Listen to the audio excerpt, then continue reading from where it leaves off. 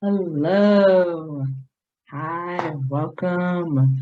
I'm Teacher Lauren, and this is Food for Brains. Okay, we're getting that muscle to work for us today.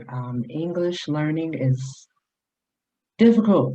Learning any language is difficult. I'm learning Spanish, so I definitely understand how a lot of non-native English speakers feel, and it can be super frustrating when you're trying to learn, and there's so many different ways to say things. So today I wanted to focus on prepositions, and I wanted to break it down, just some simple ones. I know it's difficult, but let's talk about it because I had this literally in class where the student was saying a different word, and I was like, what? So let's talk about our favorite prepositions. I don't want to put it. Think about like city and places and things with in. So when we're using in, I live in Chicago, you know, I live in that apartment building. So in, that's how I try to break it down to students. Think about what you're talking about, what's surrounding your context. When on, think about surfaces. My phone is on my desk. My phone is on my desk. Um, hmm, there is water in my glass. Sorry, that goes for in. But my glass is on the table. So my glass is on the table. So there's so many different ways to describe it, and I want to try to help you use it in everyday language so it doesn't sound so confusing. I am at school. I am at school. I am in class. I am in class. So those are some simple ones there, but they can be confusing when you're trying to describe what you're doing, how you're doing, what you did, and I hear it a lot of the times with native speakers.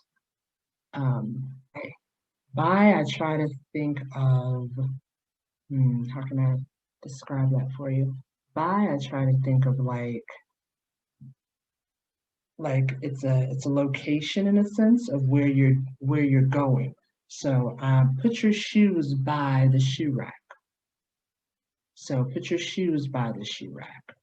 Put your coats by the table on the by the table, next to the closet. Um, put your what's another one? Oh, sorry, I should have wrote them down.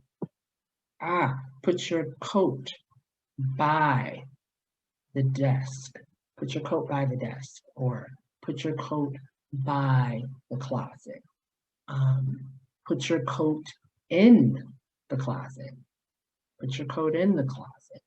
So it's a little difficult, I know, and I hope these little example sentences have helped. Sorry if I went out of order a little bit. I do apologize. I'm trying to remember everything. But yeah, that's normally our basic prepositions, just describing your day. And when someone, talks about their day, they'll say, like, I was on work. I'm like, on work? You mean you were at work? Yeah, I was at work. It got very busy, and then and so that's what you want to do. You want to express yourself. I was at work today. It got very busy. Then I was able to have lunch at 12 o'clock. So at can be another one, and on, which can be a little confusing and kind of like the gray areas, or it's not truly clear how to use them because they can be interchangeable in a lot of places. Let me see. So I am still in school. I'm still in school. Um, oh, okay, you're still in school. Uh, I'm still at school. I'm still at school. Does that make sense? So you have in and at that can be a little interchangeable. And on, well, what do I do? Put your phone right there. Put your phone on top. Put your phone by. There we go. So let's use by again. So those are just some examples. So we have in, on, at, yeah, and by. By. There's a lot of prepositions, a lot. And so I just wanted to break those down as well. Don't get excited, don't get nervous, but just think about what you're describing, the context, what you're saying, and what you're trying to express. You know, I live in this apartment building. I live on the second floor. You know, I live by the jewels. You know, I live um, on the same street as you. So those are different ways you can use those lovely prepositions that get on your nerve when you're in class.